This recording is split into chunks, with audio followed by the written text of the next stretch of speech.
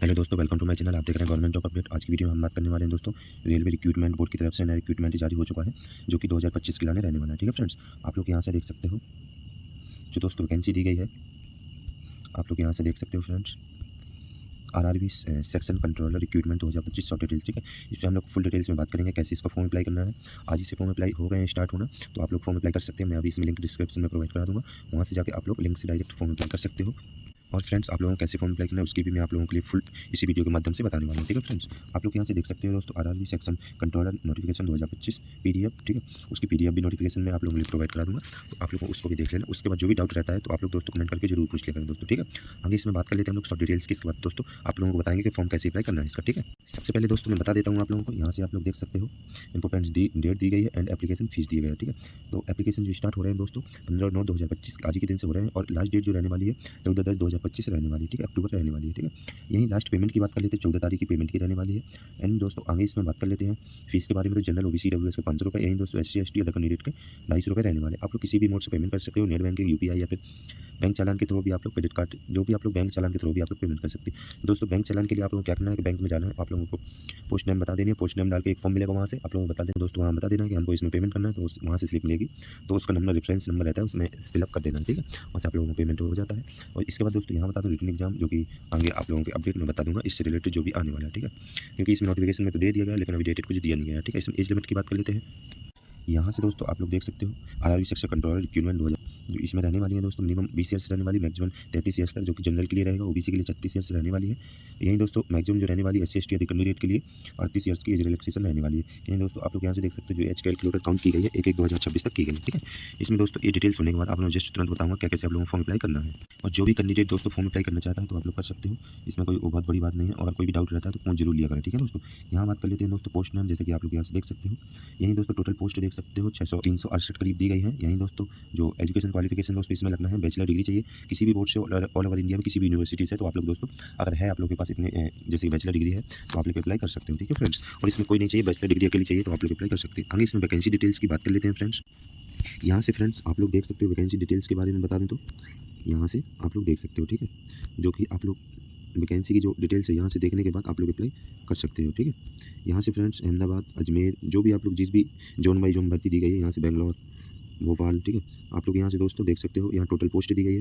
यहाँ पे UR OBC WS SC ST सभी कैंडिडेट के लिए पोस्ट दी गई है। तो आप लोग अपनी इस तरह से देख सकते हो। जैसे कि मैं एक बता देता हूँ, जैसे कि दोस्तों अहमदाबाद है जो जोन दिया गया है, उसमें दोस्तों देख सकते हो UR के लिए 7 पोस्ट दी गई, OBC के लिए 5, EWS के लिए 1, SC के लिए 1, ST के लिए 1, एंड टोटल 15 पोस्ट दी गई हैं। इसी प्रकार से आप लोग दोस्तों जोन बाई जोन देख सकते हैं, बेंगलोर, भोपाल, भुवनेश्वर, बिलासपुर, जो भी आप लोग मतलब जोन से हैं या जिस भी जोन से अप्लाई करना चाहते हैं तो आप लोग उसके हिसाब से देख सकते हैं। NCR ECR जो भी SR जो भी आप लोग जिस भी सिलीगुड़ी वगैरह जो भी है। तो और यहाँ टोटल ग्रांड टोटल देख सकते हैं 174 रहने वाली है, 80 रहने वाली, 24, 56 और 34 368 टोटल पोस्ट रहने वाली, जो कि आप लोग यहाँ से देख सकते हैं। सिलेक्शन प्रोसेस के बारे में फ्रेंड्स बता दूँ तो CBT बनने वाला है, कंप्यूटर बेस्ड एग्जाम, CBT 2 रहने वाला है, कंप्यूटर बेस्ड एप्टीट्यूड टेस्ट रहने वाला, एंड डॉक्यूमेंट वेरिफिकेशन, मेडिकल रहने वाला। 5 स्टेप की सिलेक्शन प्रोसेस जो कि आप लोगों की इसमें रहने वाली। ठीक है फ्रेंड्स, यहीं दोस्तों आप लोगों से बता दूं सब्जेक्ट के बारे में। तो सब्जेक्ट के बारे में दोस्तों आप लोग यहाँ से देख सकते हो, मैथमेटिक्स रहने वाली दोस्तों, और लॉजिकल कैबिलिटी रहने वाली है। यहीं दोस्तों मेंटल रीजनिंग रहने वाली है। टोटल 120 मिनट के करीब रहने वाला है टाइमिंग इसमें। 100 क्वेश्चन रहने वाले, 100 नंबर के 60 क्वेश्चन रहने वाले हैं, 20 क्वेश्चन एंड 20 क्वेश्चन, टोटल दोस्तों 60 क्वेश्चन 60 नंबर के, 20 क्वेश्चन 20 नंबर के। इसी प्रकार इसमें भी दोस्तों है। ठीक है, इसमें आगे दोस्तों आप लोग यहाँ से देख सकते हो जनरल इंस्ट्रक्शन वगैरह आप लोग इसमें रीड कर लेना। अगर इससे रिलेटेड कुछ भी डाउट रहता है तो आप लोग जरूर मुझे पूछ लिया करें कमेंट्स। यहाँ देख सकते हो आप लोग नोटिस दिया गया है, जो कि आप लोगों के लिए मैं प्रोवाइड करा दूँगा डिस्क्रिप्शन में। यहाँ से आप लोग नोटिफिकेशन डाउनलोड करके इसमें सभी चीज़ देख सकते हैं। अगर इससे रिलेटेड कुछ भी आप लोगों को डाउट लगता है तो आप लोग जरूर पूछ लिया करें। ये फुल डिटेल्स में नोटिफिकेशन जो कि मैंने आप लोगों को जैसे ही दिखाया है उसी प्रकार से इसमें दिया गया है। ठीक है, इसमें दोस्तों एक चीज़ अच्छा दिया गया है कि जैसे कि आप लोगों को टाइमिंग वगैरह हर चीज़ दिया गया है, इस हिसाब से आप लोग पेमेंट की डेट है जो भी है, अगर कुछ भी करेक्शन वगैरह की डेट दी गई है आप लोग इसको भी देख सकते हैं, करेक्शन की दी गई है, इसमें टाइमिंग की, फीस की, सब चीज़ की डिटेल्स दी गई है नोटिफिकेशन में। तो आप लोग इसको देख सकते हो। यहाँ से अगर कुछ भी डाउट रहता है तो इसमें देख सकते हो टोटल 54 करीब पेज का नोटिफिकेशन है। इसको फुल रीड करके फिर आप लोग अप्लाई कर सकते हैं। और दोस्तों अगर इससे रिलेटेड कुछ भी डाउट रहता है तो आप लोग जरूर पूछ लिया करें। आगे इसमें बढ़ते हैं दोस्तों, अब मैं जल्दी से दिखा देता हूँ। इसमें दोस्तों देख सकते हो कैटेगरी बाई कैटेगरी सर्टिफिकेट वगैरह भी दी गई। तो आप लोग इसको जरूर एक बार नोटिफिकेशन को देख के फिर आप लोग अप्लाई कर सकते हो। इसको जरूर एक बार रीड कर लेना। आगे इसमें बात करते हैं दोस्तों, एक फुल नोटिफिकेशन को जरूर रीड कर लेना, कुछ भी डाउट ना रह जाए। ठीक है, पता चला कि कोई फिर बाद में कमेंट करने लगा कि मुझे ये गलत हो गया वो गलत हो गया, इसलिए मैं कह रहा हूँ कि आप लोगों को कुछ नहीं करना है, आप लोगों को नोटिफिकेशन देख लेना है। उसके बाद आगे मैं बता देता हूँ क्या कैसे आप लोगों को फॉर्म अप्लाई करना है। और दोस्तों एक चीज़ और मैं बता दूँ, अभी अगले वाले मैंने जो फॉर्म के बारे में बताया था उसमें कुछ लोगों ने कमेंट करके पूछा था कि सर सिग्नेचर वगैरह है तो क्या ब्लू फिन से या फिर अपलोडेड नहीं हो रहे हैं। तो दोस्तों इसमें मैं इस वीडियो से रिलेटेड आप लोगों को मैं बता दूं, तो इसमें आप लोगों को कुछ नहीं करना है, जो जैसा मैं बताऊंगा वैसे ही करना है, ठीक है। उसमें ये नहीं करना था, उसमें अलग से अपलोड करना था, इसलिए इसमें जैसा मैं बताऊंगा वैसा वैसा आप लोगों को करना है, ठीक है। और अगर कुछ भी डाउट रहता है तो दोस्तों आप लोग कमेंट करके पूछ लिया करें, ठीक है। ऐसा कोई डाउट वाली बात नहीं है, लेकिन अगर कुछ भी रह जाता है तो दोस्तों पूछ जरूर लिया करें।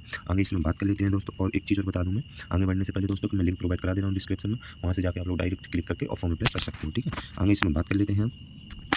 से ही आप इस लिंक पर क्लिक करेंगे तो आपके सामने यहाँ पर भारतीय रेलवे रिक्रूटमेंट बोर्ड का एक पोर्टल ओपन होगा। गाइड यहाँ पर आने के बाद अगर आपने पहले से इस पोर्टल पर अपना रजिस्ट्रेशन कर रखा है 2024 के बाद, तो यहाँ पर गाइड आपको लॉगिन की इस टैब पर क्लिक करना है और लॉगिन करके अपना फॉर्म अप्लाई कर लेना है। जैसे ही आप इस टैब पर क्लिक करेंगे लॉगिन की आपके सामने कुछ इस तरह से इंटरफेस ओपन होगा। यहाँ पर आने के बाद आपके पास दो ऑप्शन है जिनके थ्रू यहाँ पर आप लॉगिन कर सकते हो, लॉगिन विद आधार या फिर login with RRB account credential. आप अपनी चॉइस के अकॉर्डिंग यहाँ पर कोई भी ऑप्शन सेलेक्ट करें और उसके थ्रू यहाँ पर आप लॉगिन कर ले। लॉगिन विद आधार ऑप्शन अगर आप सेलेक्ट करते हैं तो फिर आपके सामने कुछ इस तरह से इंटरफेस ओपन होगा। उसके बाद यहाँ पर आपको अपना फोन नंबर एंटर करना है और उसके बाद जनरेट आधार ओटीपी के ऑप्शन पर क्लिक कर देना है। फिर यहाँ पर आपके मोबाइल नंबर पर एक ओटीपी आएगा जिससे आपका आधार लिंक है, वो ओटीपी आपको यहाँ पर एंटर करना है। फिर I am not a robot के चेकबुक को ओके करना है और लॉगिन के ऑप्शन पर क्लिक करते हुए आपको अपने डैशबोर्ड में लॉगिन कर लेना है। और अगर गाइस यहाँ पर आप सेकंड ऑप्शन का यूज करना चाहते हैं, आप login with RRB account credential के ऑप्शन पर क्लिक करते हैं तो आपके सामने कुछ इस तरह से इंटरफेस ओपन होगा। अब यहाँ पर आने के बाद आपको अपना मोबाइल नंबर या फिर ईमेल एड्रेस एंटर करना है, अपना पासवर्ड आपको एंटर करना है, I am not a robot के चेकबुक को ओके करना है और फिर आपको यहाँ पर लॉगिन की टैब पर क्लिक करते हुए अपने डैशबोर्ड में लॉगिन कर लेना है। जैसे ही आप लॉगिन की टैब पर क्लिक करेंगे आपके सामने एक और पॉपअप होगा, वहाँ पर आपको दो ऑप्शन दिए जाएंगे। आप ओटीपी अपनी ईमेल पर चाहते हैं या फिर मोबाइल नंबर पर, आप किसी भी ऑप्शन का यूज करते हुए ओटीपी मंगाए और उसे वेरीफाई करते हुए आप अपने डैशबोर्ड में लॉगिन कर ले। और गाइस यहाँ पर अगर आप आरआरबी के इस पोर्टल के थ्रू किसी भी भर्ती के लिए फर्स्ट टाइम अप्लाई करने जा रहे हो तो सबसे पहले यहाँ पर आपको अपना रजिस्ट्रेशन करना होगा। उसके लिए यहाँ पर आपको क्रिएट एन अकाउंट का ये ऑप्शन दिया गया है, आप इस ऑप्शन पर क्लिक करें। आपके सामने यहाँ पर कुछ इस तरह से इंटरफेस ओपन होगा।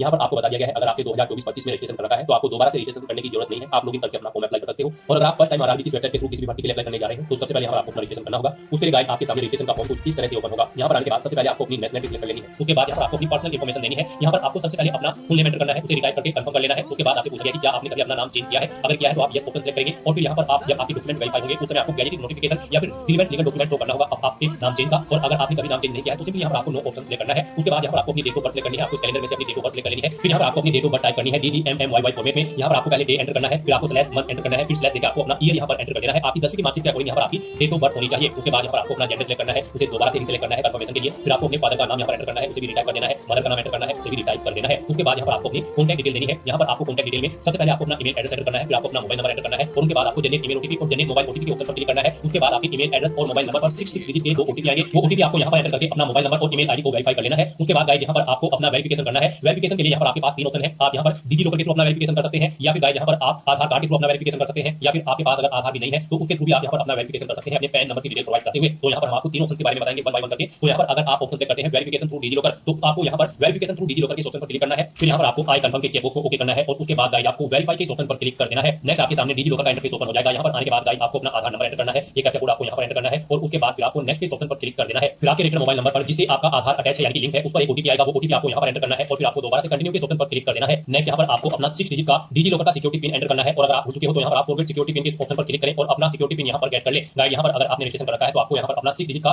डिजी लॉकर का सिक्योरिटी पिन एंटर करना है और अगर आपने रजिस्ट्रेशन नहीं कर रखा है तो आपको डिजी लॉकर की वेबसाइट को ओपन कर लेना है और वहाँ पर अपना अकाउंट आपको रजिस्टर कर लेना है, अकाउंट क्रिएट कर लेना है। इस तरह से अपना पिन यहाँ पर एंटर करने के बाद फिर आपको कंटिन्यू के ऑप्शन पर क्लिक करना है। नेक्स्ट आपके सामने आपका डिजी लॉकर अकाउंट कुछ इस तरह से शो होगा। अब यहाँ पर आने के बाद गाइड आपको अलाउ के ऑप्शन पर क्लिक करना है। इस तरह से यहाँ पर आपका डिजी लॉकर अकाउंट के थ्रू आपका वेरिफिकेशन कंप्लीट हो जाएगा और आपको आरआरबी के इसी इंटरफेस पर रिटाइप कर दिया जाएगा। नेक्स्ट ऑप्शन यहाँ पर वेरिफिकेशन का है आधार कार्ड के थ्रू। गाइड अगर यहाँ पर आप वेरिफिकेशन थ्रू आधार कार्ड ऑप्शन सेलेक्ट करते हैं तो फिर आपके सामने यहाँ पर कुछ इस तरह से इंटरफेस होगा। यहाँ पर आने के बाद आपको अपना आधार कार्ड नंबर एंटर करना है, उसके बाद आपको जनरेट आधार ओटीपी के ऑप्शन पर क्लिक करना है। आपके मोबाइल नंबर पर जिससे आपका आधार लिंक है उस पर एक ओटीपी आएगा 6 डिजिट का, वो ओटीपी आपको यहाँ पर एंटर करना है और फिर आपको यहाँ पर वेरीफाई के इस ऑप्शन पर क्लिक करते हुए आपको अपना आधार वेरीफाई कर लेना है। यहाँ पर आपके लिए सबसे बेस्ट ऑप्शन आधार कार्ड का रहेगा क्योंकि यहाँ पर आगे भी आपको आपके आधार की जरूरत पड़ेगी एग्जाम टाइम के दौरान, वहाँ पर भी आपको अपना आधार कार्ड शो करना होगा। तो यहाँ पर हम आपको सजेस्ट करेंगे आप यहाँ पर अपना वेरिफिकेशन आधार के थ्रू कर ले, ये आपके लिए सबसे बेस्ट ऑप्शन है। आरआरबी की भर्ती में यहाँ पर आधार मत कर दिया गया है। तो यहाँ पर अब उसके बाद एक ऑप्शन है अगर आप करना चाहे तो यहाँ पर आपका थर्ड ऑप्शन है I do not have Aadhaar card, आपको इस ऑप्शन पर क्लिक करना है। उसके बाद गाइड आपके सामने कुछ पॉपअप होगा, यहाँ पर आपको दोबारा से I do not have Aadhaar card के ऑप्शन पर क्लिक करना है। उसके बाद यहाँ पर आपके सामने कुछ इस तरह से इंटरफेस होगा। आप यहाँ पर चेकबॉक्स को ओके करें, उसके बाद यहाँ पर आप अपनी कोई वैलिड प्रूफ आईडी सेलेक्ट करें। पैन कार्ड यहाँ पर केवल आपको ऑप्शन दिया गया है। उसके बाद यहाँ पर आपका जो नाम पैन पर आधारित है वो नाम यहाँ पर आप एंटर करें, अपनी डेट ऑफ बर्थ कैलेंडर में से सेलेक्ट करें, अपना पैन नंबर यहाँ पर आप एंटर करें। उसके बाद किसने किस अथॉरिटी ने आपको इशू किया है उसका नाम आपको देना है, प्लेस ऑफ इशू यहाँ पर आपको देना है और उसके बाद फिर आपको प्रोसीड के ऑप्शन पर क्लिक करके इस थर्ड ऑप्शन के थ्रू भी आप अपना वेरिफिकेशन यहाँ पर कंप्लीट कर सकते हो। तो इनमें से आपको कोई भी ऑप्शन यूज करते हुए अपना वेरिफिकेशन कर लेना है, ये मस्ट है। ये पूरी वेरिफिकेशन की प्रोसेस हमने आपको बता दी है, इनमें से किसी का यूज करते हुए आप अपना वेरिफिकेशन कर सकते हैं। हम आपको एक बार फिर से बता दें, आप यहाँ पर आधार कार्ड के थ्रू अपना वेरिफिकेशन करें, आपके लिए बेस्ट रहेगा। तो यहाँ पर किसी भी ऑप्शन के थ्रू वेरिफिकेशन करने के बाद आपको इस चेकबॉक्स को ओके करना है, I confirm that I am 18 year old या फिर ओल्डर, यानी कि मेरी आयु यहाँ पर 18 साल हो चुकी है या फिर इससे अधिक। आपको चेकबॉक्स को ओके करना है, ये डिटेल आप यहाँ पर इस पर क्लिक करके सुन भी सकते हो और फिर यहाँ पर आपको अपना पासवर्ड क्रिएट करना है। यहाँ पर आपका पासवर्ड अल्फा न्यूमेरिक फॉर्मेट में होना चाहिए, मींस आपके पासवर्ड में एक अपर केस कैरेक्टर, एक लोअर केस कैरेक्टर, एक इंटीजर नंबर और एक स्पेशल कैरेक्टर जैसे कि @ है या फिर डॉलर होना चाहिए। तो इस फॉर्मेट में आपको अपना पासवर्ड क्रिएट करना है। ये एग्जांपल हमने आपको दिखाया है, वही पासवर्ड आपको यहाँ पर कंफर्म पासवर्ड फील्ड में एंटर करना है। I am not a robot की चेकबॉक्स को ओके करना है और फिर गाइड आपको यहाँ पर preview and create an account के ऑप्शन पर क्लिक करके अपना अकाउंट क्रिएट कर लेना है, अपना रजिस्ट्रेशन कंप्लीट करने के बाद आपको अपने अकाउंट में लॉगिन करना है। उसके लिए आपको रेलवे की वेबसाइट पर आकर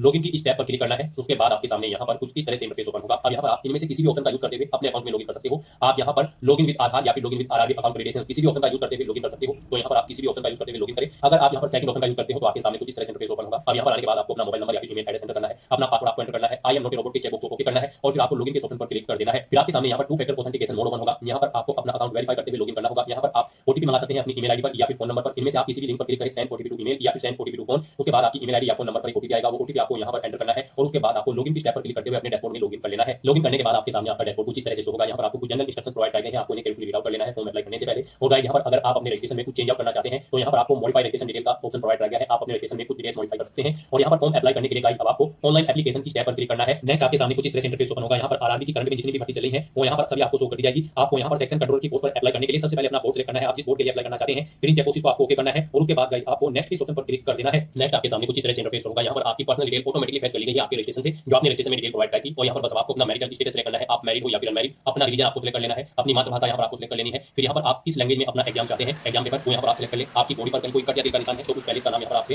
दो पैलेस के नाम यहाँ पर आपको देने हैं, नहीं है तो यहाँ पर आप नो मार्क एंटर कर सकते हैं। उसके बाद यहाँ पर आपको अपनी कैटेगरी सेलेक्ट कर लेनी है, आप जिस कैटेगरी से बिलोंग करते हैं। फिर यहाँ पर आपको अपना पोस्टल एड्रेस में प्रेजेंट एड्रेस देना होगा, परमानेंट एड्रेस देना होगा। और अगर आप यहाँ पर आरआरबी की किसी भर्ती के लिए पहले भी अप्लाई कर चुके हैं और आपने एड्रेस भरा होगा तो यहाँ पर आपको ये ऑटोमेटिकली फील्ड मिल जाएगा। इस तरह से अपनी सभी डिटेल्स यहाँ पर प्रोवाइड करने के बाद फिर आपको सेव के ऑप्शन पर क्लिक करके अपनी सभी डिटेल्स सेव कर देनी है और उसके बाद फिर यहाँ पर आपको नेक्स्ट के ऑप्शन पर क्लिक कर देना है। फिर आपके सामने कुछ इस तरह से इंटरफेस होगा। अब यहाँ पर आपको अपनी कुछ डिटेल्स प्रोवाइड करनी है। यहाँ पर आपसे पूछा गया है कि क्या आप ये सर्विसमैन हैं, अगर है तो आप यस करेंगे और फिर यहाँ पर आप सेलेक्ट करें आप आर्मी में थे, नेवी में या फिर एयरफोर्स में, अपनी रैंक यहाँ पर दें, डेट ऑफ एंट्री यहाँ पर सेलेक्ट करें, क्या यहाँ पर आप फिलहाल भी सर्विस कर रहे हैं, अगर कर रहे हैं तो यस करें, नहीं तो नो ऑप्शन सेलेक्ट करें। इंडेक्स के अकॉर्डिंग यहाँ पर आपकी सर्विस की लेंथ कैलकुलेट करके आपको शो कर दी जाएगी। और अगर आप ये सर्विसमैन नहीं है सिंपली यहाँ पर आप नो ऑप्शन सेलेक्ट करेंगे, आगे की डिटेल फिर आपको डिसेबल कर दी जाएगी। उसके बाद आपसे पूछा गया है कि क्या आप पीडब्ल्यूबी कैंडिडेट हैं, अगर है तो आप यस करेंगे और फिर यहाँ पर आप अपनी डिसेबिलिटी कैटेगरी सेलेक्ट करेंगे और फिर यहाँ पर सब डिसेबिलिटी कैटेगरी सेलेक्ट करेंगे। उसके बाद यहाँ पर डिसेबिलिटी की परसेंटेज आप देंगे, पीडब्ल्यूबी सर्टिफिकेट का नंबर देंगे, कब इशू हुआ है वो डेट सेलेक्ट करेंगे, यूडीआईडी नंबर उसका देंगे। फिर यहाँ पर आपसे पूछा गया कि क्या आपको किस टाइप की जरूरत पड़ेगी कंप्यूटर बेस्ड टेस्ट में पार्टिसिपेट करने के लिए, अगर पड़ेगी तो यस करें और फिर यहाँ पर I understand and I agree के ऑप्शन पर क्लिक करें। इस तरह से यहाँ पर आपको अपनी पीडब्ल्यूबी कैटेगरी की डिटेल देनी होगी अगर आप पीडब्ल्यूबी कैटेगरी कैंडिडेट हैं और अगर नहीं है तो यहाँ पर आप सिंपली नो ऑप्शन सेलेक्ट करेंगे, आगे की डिटेल आपको नहीं देनी होगी। फिर आपसे पूछा गया है कि क्या यहाँ पर आप ईबीसी कैंडिडेट हैं, इकोनॉमिकली बैकवर्ड क्लास से आप बिलोंग करते हैं, अगर करते हैं तो आप यस करेंगे। फिर I understand and I agree इन डिटेल को रीड आउट करने के बाद इस ऑप्शन पर आप क्लिक करेंगे। उसके बाद यहाँ पर आपको इसकी डिटेल प्रोवाइड करनी होगी। फिर यहाँ पर आपसे पूछेगा कि क्या आप एलिजिबल हो avail free concession under EBC, अगर है तो आप यस करेंगे, नहीं तो नो करेंगे। फिर यहाँ पर आपको डॉक्यूमेंट का टाइप सेलेक्ट करना है, आपके पास ईबीसी सर्टिफिकेट है, बीपीएल कार्ड है या फिर एमएसटी इशू है बाय रेलवे। यहाँ पर आप इशू अथॉरिटी सेलेक्ट करेंगे जिसने आपको ये डॉक्यूमेंट इशू कराए हैं, सर्टिफिकेट नंबर देंगे, कब वो इशू हुआ है वो डेट आप सेलेक्ट करेंगे। और अगर आप ईबीसी कैटेगरी कैंडिडेट नहीं है तो यहाँ पर आप सिंपली नो ऑप्शन सेलेक्ट करेंगे, आगे की डिटेल आपको नहीं देनी होगी। फिर यहाँ पर आपसे पूछेगा कि क्या आप रेलवे के एम्प्लॉई हैं, अगर है तो आप यस करें और फिर आपसे पूछेगा कि क्या आपने कंट्रोलिंग ऑफिसर से एनओसी ले ली है, अगर ले लिया तो यस करेंगे, नहीं तो नो ऑप्शन सेलेक्ट करेंगे। अपनी कैटेगरी यहाँ पर आप सेलेक्ट करेंगे, आप ग्रुप सी के अंतर्गत कार्यरत है, अर्धवाइल ग्रुप डी के या सब्स्टिट्यूट या फिर क्वासी एडमिनिस्ट्रेटिव के आप अपने कोई ऑप्शन सेलेक्ट करें। प्लेस ऑफ वर्किंग यहाँ पर जहाँ पर आप कार्यरत हैं, जोन पीयू या फिर यूनिट सेलेक्ट करें। और अगर आप इंडियन रेलवे में कर्मचारी नहीं है तो आप सिंपली नो ऑप्शन सेलेक्ट करेंगे, आगे की डिटेल आपको नहीं देनी होगी। फिर यहाँ पर आपसे पूछेगा कि क्या आप किसी और अन्य डिपार्टमेंट में कार्यरत हैं, अगर है तो आप यहाँ पर सेंट्रल गवर्नमेंट में है या फिर स्टेट में है या फिर पब्लिक सेक्टर में, आप अपने कोई ऑप्शन सेलेक्ट करें और नहीं है तो यहाँ पर आप नॉट एप्लीकेबल ऑप्शन सेलेक्ट कर लेंगे। अगर आप किसी डिपार्टमेंट में कार्यरत हैं तो यहाँ पर आप सेलेक्ट करें और फिर उसकी डिटेल जैसे कि ऑर्गेनाइजेशन का नाम, कब से कब तक आपने जो की है ये डिटेल आपको देनी होगी। और अगर नहीं है तो आप simply not applicable option select करेंगे, आगे की डिटेल आपको नहीं देनी होगी। फिर यहाँ पर आपको अपने फीस रिफंड के लिए अपनी बैंक डिटेल प्रोवाइड करनी है। गाइस यहाँ पर अनिल कैटेगरी कैंडिडेट को 5 रुपये फीस जमा करनी है, 4 रुपये उनकी फीस रिफंड कर दी जाएगी और रिजर्व कैटेगरी कैंडिडेट यहाँ पर 250 रुपये फीस जमा कराएंगे, उनकी पूरी की पूरी फीस यहाँ पर रिफंड कर दी जाएगी। जिसके लिए यहाँ पर आपको अपनी बैंक डिटेल देनी है। यहाँ पर आपको बैंक होल्डर अकाउंट होल्डर का नाम देना है, फिर यहाँ पर आपको अपना बैंक अकाउंट नंबर देना है, उसे कंफर्म कर लेना है एक बार फिर एंटर करके। फिर यहाँ पर आपको अपने बैंक का आईएफएससी कोड एंटर करना है, कंफर्म के ऑप्शन पर क्लिक करना है। फिर यहाँ पर आपके बैंक का नाम और उसका एड्रेस ऑटोमेटिकली आपके आईएफएससी कोड से फेच करके यहाँ पर शो कर दिया जाएगा। इस तरह से अपनी बैंक डिटेल प्रोवाइड करने के बाद फिर आपको यहाँ पर सेव के ऑप्शन पर क्लिक करके अपनी डिटेल सेव कर देनी है और उसके बाद फिर गाइस यहाँ पर आपको नेक्स्ट के ऑप्शन पर क्लिक कर देना है। नेक्स्ट यहाँ पर आपको अपनी एजुकेशनल क्वालिफिकेशन की डिटेल प्रोवाइड करनी है। एजुकेशनल क्वालिफिकेशन की अगर बात करें तो सेक्शन कंट्रोलर की इस भर्ती पर अप्लाई करने के लिए आपके पास ग्रेजुएट डिग्री होनी जरूरी है किसी भी रिलेवेंट डिसिप्लिन के अंतर्गत किसी वेल रिकॉग्नाइज्ड यूनिवर्सिटी या फिर इंस्टीट्यूट से। तो यहाँ पर अब आपको अपनी ग्रेजुएशन की डिटेल फिल करनी है। तो यहाँ पर सबसे पहले आपको अपनी 10वीं क्लास की डिटेल देनी होगी।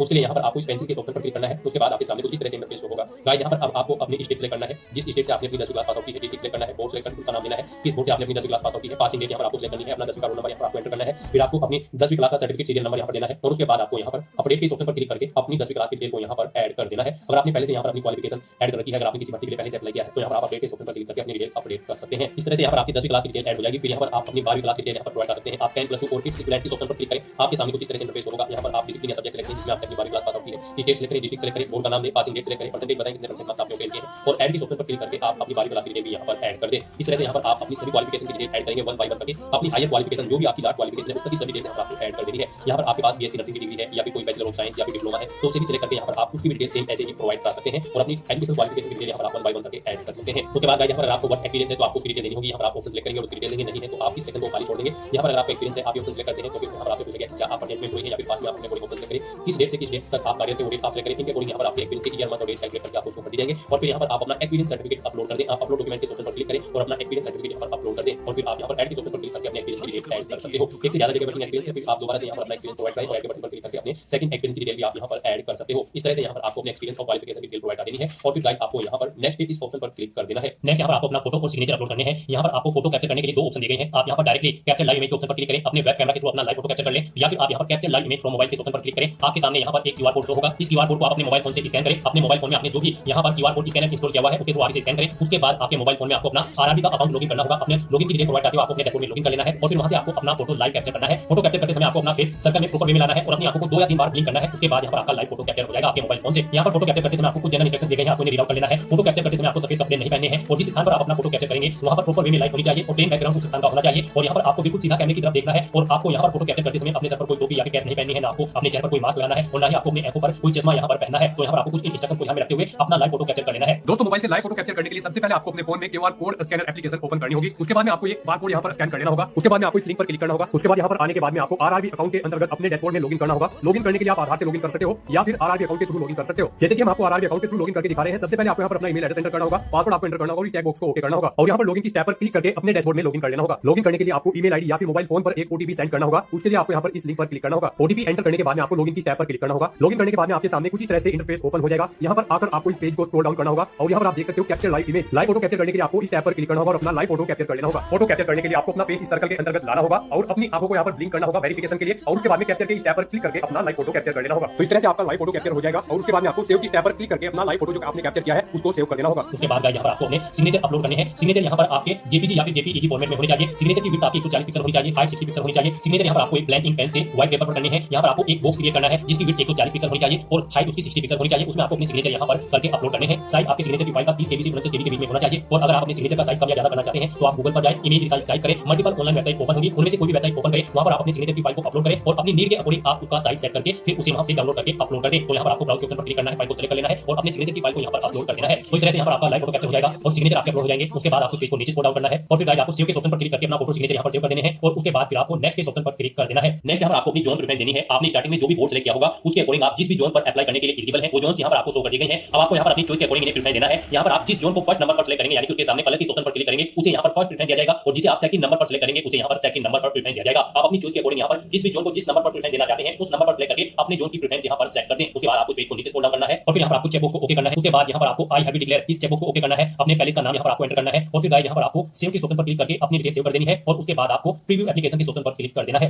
नेक्स्ट आपको आपके एप्लीकेशन फॉर्म का पूरा प्रीव्यू यहाँ पर शो कर दिया गया है। आपको सभी डिटेल केयरफुली चेकआउट करनी है, पेज को नीचे स्क्रॉल डाउन करना है और यहाँ पर आने के बाद आपको इस चेक बॉक्स को ओके करना है और उसके बाद गाइस यहाँ पर अगर कोई मिस्टेक है तो आप एडिट के ऑप्शन पर क्लिक करके एडिट कर सकते हैं और अगर सभी चीजें ओके हैं तो यहाँ पर बस आपको सबमिट के ऑप्शन पर क्लिक कर देना है। इस तरह से यहाँ पर आपका एप्लीकेशन फॉर्म सक्सेसफुली सबमिट हो चुका है, लेकिन कंसीडर इसे आपके फीस पेमेंट के बाद ही किया जाएगा। तो यहाँ पर आपको अपनी कैटेगरी के अकॉर्डिंग एप्लीकेशन फीस का अमाउंट शो करना है। अगर यहाँ पर आप अनरिजर्व कैटेगरी से बिलोंग करते हैं तो आपको 500 रुपए फीस जमा करानी है। यहाँ पर 400 रुपए आपके बाद में रिफंड कर दिए जाएंगे और अगर आप रिजर्व कैटेगरी से बिलोंग करते हैं तो फिर यहाँ पर आपको 250 रुपए फीस के रूप में जमा कराने होंगे जो कि पूरा का पूरा अमाउंट आपका बाद में यहाँ पर रिफंड कर दिया जाएगा। तो यहाँ पर अपना फीस पेमेंट करने के लिए गाइस आपको पे विद एसबीआई ई-पे की इस टैब पर क्लिक करना है। फिर आपके सामने ये पॉपअप होगा, आप इस टैब को ओके करें और उसके बाद प्रोसीड के ऑप्शन पर क्लिक कर दें। नेक्स्ट आपके सामने फीस पेमेंट का इंटरफेस ओपन हो जाएगा। यहाँ पर आप debit card, credit card, prepaid card, internet banking या फिर यूपीआई के माध्यम से अपना फीस पेमेंट कर सकते हैं। यूपीआई यहाँ पर आपके लिए सबसे बेस्ट और इजी ऑप्शन रहेगा। आप यूपीआई के ऑप्शन पर क्लिक करें। यूपीआई आईडी के थ्रू अगर आप अपना फीस पेमेंट करना चाहते हैं तो एंटर यूपीआई आईडी के ऑप्शन पर क्लिक करें। यहाँ पर आप अपनी यूपीआई आईडी एंटर करें और वैलिडेट यूपीआई आईडी के ऑप्शन पर क्लिक करके आप अपना फीस पेमेंट कर दें। और अगर आप यूपीआई क्यूआर कोड के थ्रू आप अपना फीस पेमेंट करना चाहते हैं तो यूपीआई क्यूआर के ऑप्शन पर क्लिक करें, पे नाउ के ऑप्शन पर क्लिक करें। ये क्यूआर कोड यहाँ पर आपको शो होगा, आप इसे अपने यूपीआई से स्कैन करें और अपना फीस पेमेंट कर दें। Successfully fees payment